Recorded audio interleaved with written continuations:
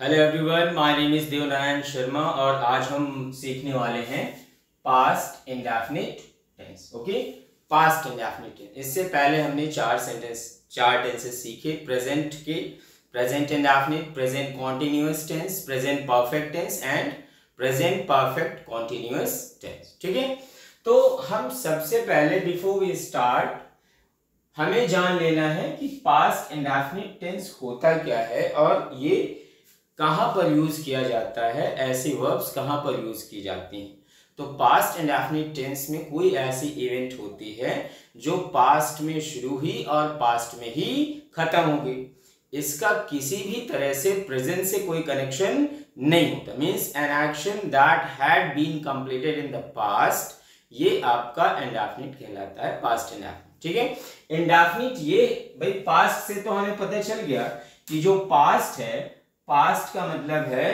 कि जो एक्शन है, वर्ब एक्शन है, वो पास्ट में ही कंप्लीट हो चुकी है। और इंडेफिनिट का मतलब है इंडेफिनिट टाइम ड्यूरेशन, मतलब इसका जो टाइम होता है वो थोड़ा सा इंडेफिनिट होता है, एग्जैक्ट टाइम के बारे में हमें पता नहीं होता। जैसे मैंने कल नई कार खरीदी, मैंने कल नई कार खरीदी, अब कितने बजे, कैसे, तो ये एक इंडेफिनिट एक्शन है जो किसी सर्टेन ड्यूरेशन ऑफ टाइम को फॉलो नहीं करता है, हम इसलिए इसे इंडेफिनिट कहते हैं।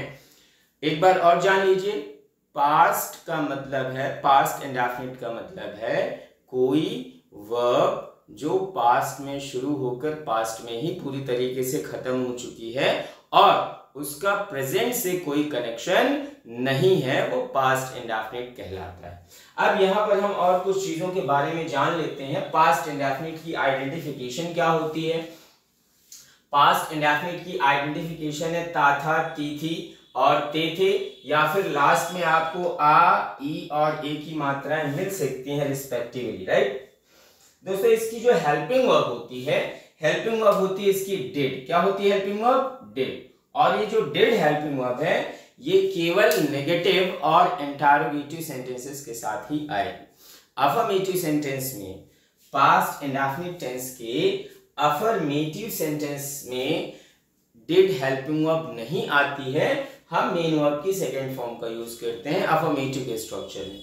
और जैसे ही नेगेटिव या इंटरोगेटिव का स्ट्रक्चर आएगा तो वहां पर हम पास्ट इंडेफिनिट में हेल्पिंग वर्ब डिड यूज करेंगे और इसके बाद फिर मेन वर्ब की फर्स्ट फॉर्म आ जाती है। ठीक है, सो आई होप यहां तक आपको क्लियर हुआ। अच्छा, एक चीज और है कि अभी तक जितने भी आपने टेंसेस पढ़े हो, चाहे प्रेजेंट इंडेफिनिट हो, चाहे वो प्रेजेंट कॉन्टिन्यूअस हो, प्रेजेंट परफेक्ट हो या प्रेजेंट परफेक्ट कॉन्टिन्यूअस हो, उसमें हमने एक चीज देखी थी कि जो उसकी हेल्पिंग वर्ब्स थी वो सब्जेक्ट के अकॉर्डिंग डिफर कर रही थी, लेकिन पास्ट इंडेफिनिट की ये जो हेल्पिंग वर्ब होती है ये सिंगुलर और प्लूरल सब्जेक्ट्स दोनों के साथ आ जाती है। इसमें सिंगुलर और प्लूरल के अकॉर्डिंग कोई भी चेंजेस हेल्पिंग वर्ब में नहीं होते हैं, इतना याद रखना है आपको। ठीक है, अब आपको ये देख लेना है, यहाँ पर मेन वर्ब है, मेन वर्ब की सेकेंड फॉर्म, जो मेन वर्ब की सेकेंड फॉर्म होगी वो अफर्मेटिव सेंटेंस में केवल यूज करते हैं। किस में यूज करेंगे? केवल अफर्मेटिव सेंटेंस में मेन वर्ब की सेकेंड फॉर्म यूज करेंगे। नेगेटिव प्लस इंटरोगेटिव में मेन वर्ब की फर्स्ट फॉर्म का यूज किया जाता है। और इसकी जो आइडेंटिफिकेशन है वो है ता था, ती थी, ते थे, या लास्ट में जैसे खरीदी तो ई आया, है ना, आई थी तो ई आया, या ए या प्लस था भी यहाँ पर हो सकता है, आ ई ए और प्लस था भी हो सकता है, या ये केवल सिंगल भी हो सकते हैं। तो इस तरह से जब हिंदी वाक्यों के अंत में, जब किसी हिंदी वाक्य के अंत में ये चीजें आए, ता था, ती थी, ते थे, आ ई ए और प्लस इस तरह से था आए, तो आपको पहचान लेना है कि वो हिंदी वाक्य पास्ट इंडेफिनिट टेंस का है। अब यहाँ पर हमने स्ट्रक्चर देखिए पहले से ही यहाँ पर लिख के रखा हुआ है, अफर्मेटिव स्ट्रक्चर, राइट। तो अफर्मेटिव स्ट्रक्चर होता क्या है? Subject, second form of the verb, object, etc, ये अफर्मेटिव सेंटेंस का स्ट्रक्चर है। और यहां पर पहला सेंटेंस दिया हुआ है, मैंने कल नई कार खरीदी, तो इसका ट्रांसलेशन अकॉर्डिंग टू स्ट्रक्चर सबसे पहले होगा सब्जेक्ट, तो सब्जेक्ट क्या है? आई, और इसके बाद खरीदना जो है वो वर्ब है, और वर्ब की कौन सी फॉर्म आएगी? Second form. तो बाय का मतलब है खरीदना, और सेकेंड फॉर्म होगी तो क्या हो जाएगी? Bot.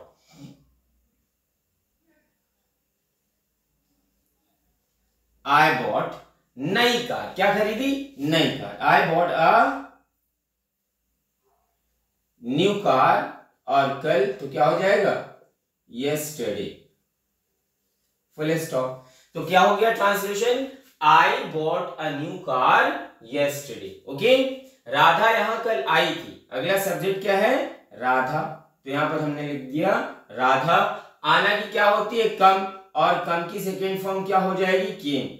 So Radha came here, और कल यस्टरडे। ठीक है, इतना याद रखेंगे हमेशा। यस्टरडे मतलब जो प्रीवियस डे था, कल फ्यूचर का भी होता है जिसे द फॉलोइंग डे या द नेक्स्ट डे बोलते हैं, तो इसमें आपको कंफ्यूज नहीं होना है ये चीज। तो एक बार और आप ट्रांसलेशन देख लीजिए। मैंने कल नई कार खरीदी, I bought a new car yesterday. Radha यहां कल आई थी, तो राधा केम हियर यस्टरडे। ठीक है, तो ये हो गया इसका ट्रांसलेशन। ओके, अब हम आगे आते हैं इसके नेगेटिव स्ट्रक्चर में। किस स्ट्रक्चर में आते हैं? नेगेटिव वाले स्ट्रक्चर में। इसका जो नेगेटिव स्ट्रक्चर होगा उसमें क्या चेंजेस होंगे और क्या क्या बदलाव होंगे, ये आप यहां पर देख लीजिए। ठीक है, तो इसका हम यहां पर सिंपली नेगेटिव स्ट्रक्चर बनाते हैं। और मैंने बताया था आपको कि स्ट्रक्चर फ्रेम करने में कोई दिक्कत नहीं होनी चाहिए। If you once learn how to create affirmative structure, right. तो यहां पर हम सबसे पहले अब क्या लिखेंगे? सब्जेक्ट, क्योंकि अब नेगेटिव है तो डिड आनी है। डिड प्लस नॉट होगा। और मैंने आपको बताया है कि जब डिड लग जाएगी तो हमेशा जो वर्ब होगी उसकी फर्स्ट फॉर्म आएगी, देन क्या होगा? ऑब्जेक्ट, फिर ईटीसी और फुल स्टॉप। ये हो गया। ठीक है, ये हो गया आपका स्ट्रक्चर। अब मैं कुछ एग्जाम्पल्स यहां पर ले लेता हूं, आपको ट्रांसलेशन करके बताता हूं कुछ एग्जाम्पल्स के थ्रू। ठीक है, जैसे एक एग्जाम्पल है,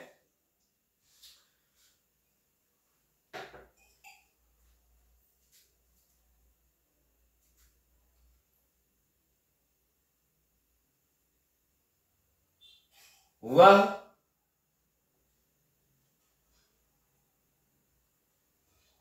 कल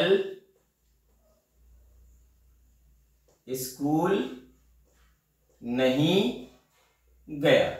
वह कल स्कूल नहीं गया, तो माँ की मात्रा आ रही है यहां पर। ठीक है, तो वह कल स्कूल नहीं गया, इससे हमें पता चल गया कि ये पास्ट का है और सेंटेंस कैसा है? नेगेटिव है। पास्ट इंडेफिनिट टेंस है और सेंटेंस कैसा है?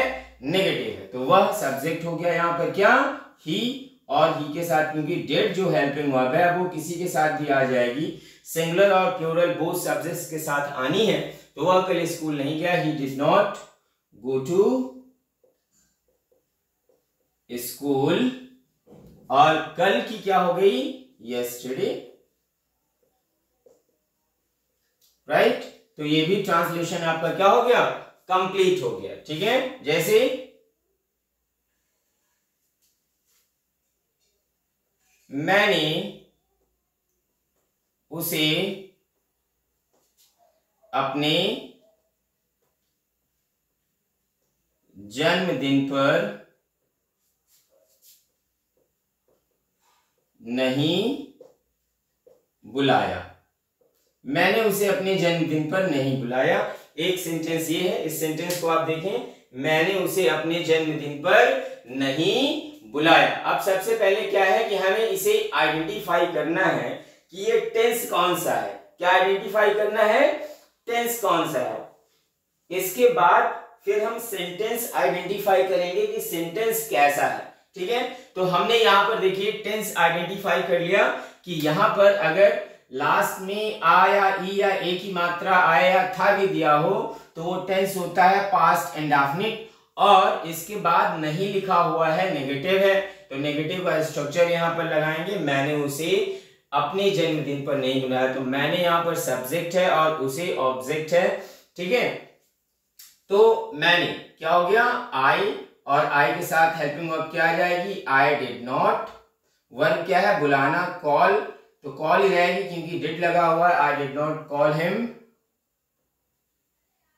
On my birthday, right, full stop. So example क्या हो गया?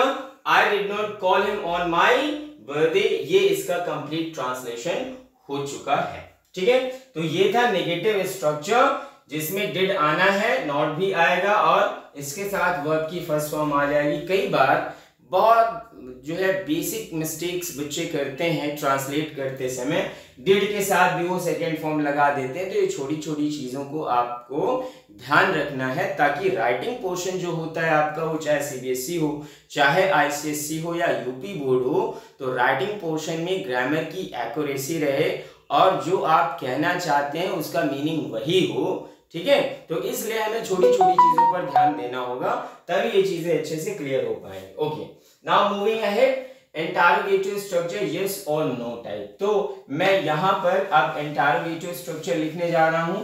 आप ये हिंदी वाले सेंटेंसेस चाहें तो नोट कर लें। ठीक है, अब यहां पर मैंने क्या लिखा, इंटरोगेटिव स्ट्रक्चर यस और नो टाइप। ठीक, इंटरोगेटिव यस और नो टाइप। ठीक है, अब इसका स्ट्रक्चर क्या होगा पहले ये जान लेते हैं। सबसे पहले क्या आ जाएगा, डिड। क्या होगा, डिड, यहां पर हेल्पिंग वर्ब पहले आ जाएगी, इसके बाद होगा सब्जेक्ट और प्लस क्या आएगा, नॉट इफ यूज होगा, प्लस क्या होगा, नॉट इफ यूज्ड के बाद अब स्ट्रक्चर में क्या आना है, अब जो है स्ट्रक्चर में आएगी मेन वर्ब। क्या आएगी, मेन वर्ब आएगी। तो यहां पर आपने लिख दिया मेन वर्ब, या सिर्फ इसे वर्ब लिख लें, कंफ्यूज ना हो, क्योंकि मैंने ऊपर वर्ब ही लिखा हुआ है और इसके बाद ऑब्जेक्ट होगा, देन ईटीसी और लास्ट में क्या आ जाएगा, क्वेश्चन मार्क। तो ये इंटरोगेटिव यस और नो टाइप का स्ट्रक्चर हो गया। एक बार स्ट्रक्चर जो है आप और देख लें। यस और नो टाइप का स्ट्रक्चर क्या होगा, सबसे पहले आएगी डिड, इसके बाद होगा सब्जेक्ट, प्लस होगा नॉट इफ यूज्ड। अगर हिंदी वाले वाक्य में नहीं वर्ड दिया हुआ है तो आप लिख दें, फिर आएगी वर्ब, ऑब्जेक्ट और एटसेट्रा वर्ड्स आएंगे। ठीक है, अब यहां पर हम क्या करते हैं, यहां पर बच्चों हम कुछ एग्जाम्पल्स ले लेते हैं और उन एग्जाम्पल्स को समझते हैं कि कैसे इन्हें हम ट्रांसलेट करते हैं। ठीक है, अब जैसे हमने एग्जाम्पल यहां पर लिया, क्या तुम स्कूल नहीं गए। एग्जाम्पल क्या है, क्या तुम स्कूल नहीं गए। तो यहां पर एक ही मात्रा आ रही है ना, ये देखिए, तो ये टेंस कौन सा हुआ, पास्ट इंडेफिनिट। और इसके बाद अब हम इसे आइडेंटिफाई करते हैं, इसका सेंटेंस कैसा है। तो सेंटेंस जब हिंदी वाला वाक्य किसी प्रश्नवाचक शब्द से शुरू हो, हमेशा आपको याद रखना चाहिए, जब हिंदी वाला वाक्य प्रश्नवाचक शब्द से शुरू होता है तो हम उसे इंटरोगेटिव यस और नो टाइप की कैटेगरी में रखते हैं। ठीक है, तो ये है इंटरोगेटिव यस और नो टाइप, और प्लस यहां पर देख लिए नॉट भी लगा हुआ है। Now we are going to translate, how to translate this sentence. क्या तुम स्कूल नहीं गए, तो डिड यू, सब्जेक्ट के अकॉर्डिंग डिड आ गया, मतलब डिड तो सिंगुलर और प्लूरल के साथ दोनों के साथ सिमिलरली आएगा, डिड यू। और अब सब्जेक्ट के बाद क्या है, नॉट, सब्जेक्ट के बाद क्या है, नॉट। ठीक है, डिड यू नॉट, और जाने की क्या है, गो टू स्कूल। ये हो गया आपका ट्रांसलेशन कंप्लीट। ठीक है, क्या है, did you not go to school.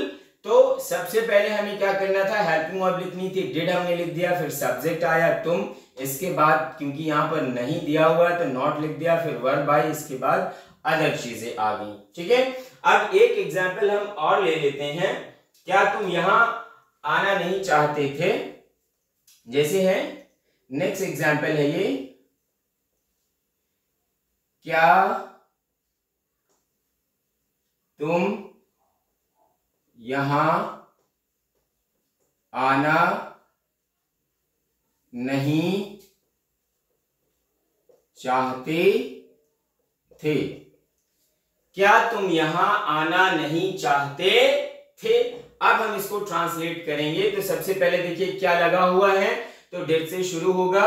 चाहते थे आया तो पास्ट इंडेफिनिट हो गया, थे आया तो क्या हो गया, पास्ट इंडेफिनिट। नेगेटिव भी है और इंटरोगेटिव यस और नो टाइप है क्योंकि प्रश्नवाचक शब्द से शुरू हो रहा है। तो while translating this Hindi sentence into English, what we have to do? First, we have to place helping verb, right? क्या helping verb क्या है? Did. Helping verb क्या है? Did. और तुम यहाँ पर subject है तो you आ गया।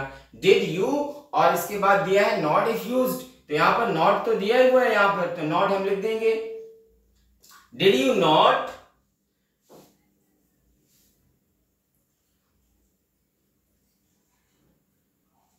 want to come to school? Did you not want to come to school? ठीक है, तो यहां पर एक चीज देखिए, आना चाहते थे, ठीक है, तो आना यहां पर ये तो एक इंफिनिटिव वर्ब हो गई। यहां पर जो मेन वर्ब है वो है आपकी चाहना। क्या है? चाहना। तो जो मेन वर्ब है वॉन्ट उसको पहले लिखा गया है, और अगर इस तरह के हिंदी वाक्य आप देखेंगे और अगर इस तरह के हिंदी वाक्य में मान लो एक वर्ब दी है मेन और एक आपकी इंफिनिटिव वर्ब दी है, तो मेन वर्ब के बाद जो आपकी इंफिनिटिव वर्ब होगी उसको लिखेंगे और उससे पहले हम टू लगा देंगे। जैसे यहां पर मैंने लिखा हुआ है did you not want to come to school, did you not want to come to school, तो यहाँ पर चाहना ये वर्ब है, वांट लिखा, और आना ये यहाँ पर जो है इंफिनिटिव है तो इंफिनिटिव के पहले टू लगा दिया और जो रेस्ट ऑफ द वर्ड्स हैं वो हमने यहाँ पर लिख दिया। ठीक है, अब जैसे है एक और इसी तरह का सेंटेंस हम ले लेते हैं। मैं इसको इरेज कर देता हूं, एक बार आप और देख लें और नोट भी कर सकते हैं। मैं इसको इरेज करता हूं। जैसे हिंदी वाला वाक्य है,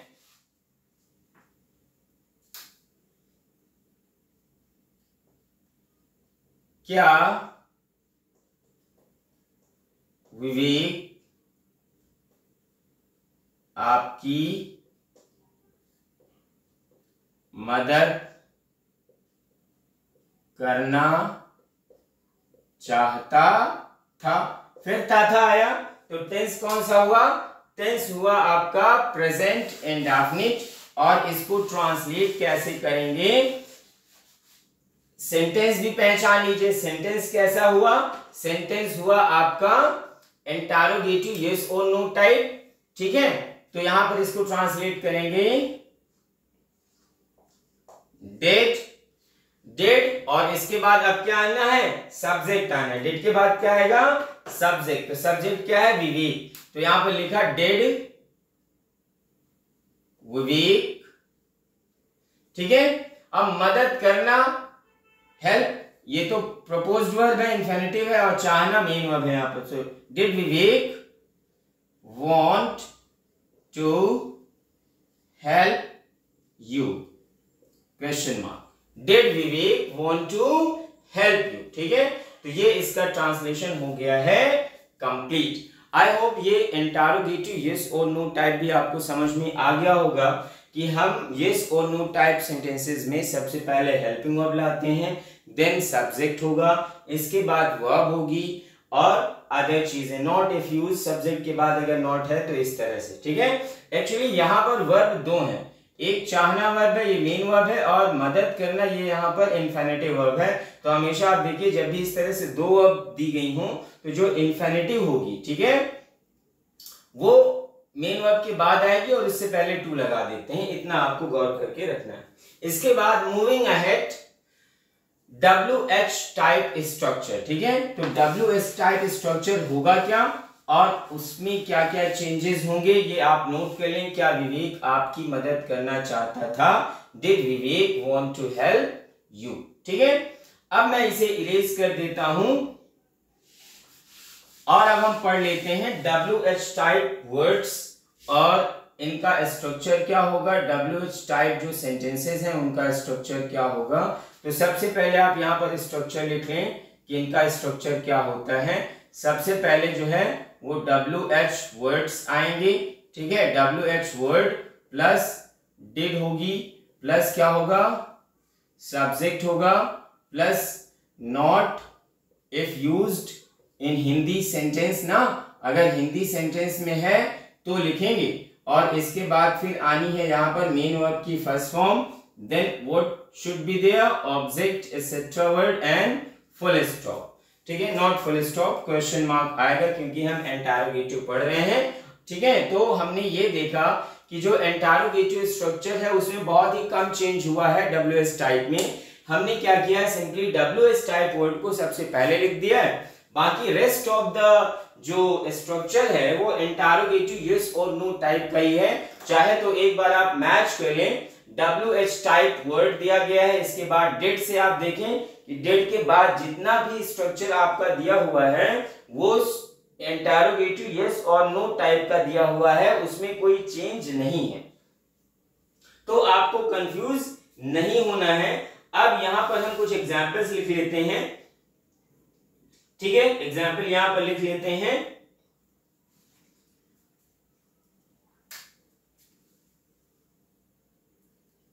वह स्कूल क्यों नहीं गई, वह स्कूल क्यों नहीं गई, तो यहां पर ई आया तो क्या हो गया भैया, पास्ट इंडेफिनिट सिंपल हो गया, नहीं दिया हुआ है तो नेगेटिव भी है, और क्योंकि हिंदी वाक्य के मिड में प्रश्नवाचक शब्द दिया हुआ है इसलिए ये इंटरोगेटिव WH टाइप है। और जब हम WH टाइप वाले हिंदी वाक्यों को ट्रांसलेट करते हैं तो सबसे पहले उस WH टाइप वर्ड मतलब क्वेश्चन वर्ड की अंग्रेजी पहले लिख देते हैं। तो यहां पर हमने लिख दिया वाई। ठीक है, अकॉर्डिंग टू स्ट्रक्चर चलते हैं, वाई के बाद क्या आएगा, डिड, अब वाई डिड, और इसके बाद क्या आएगा सब्जेक्ट, सब्जेक्ट क्या है शी, वाई डिड शी, और इसके बाद नॉट, यहां पर नहीं है तो नॉट भी लिख देंगे।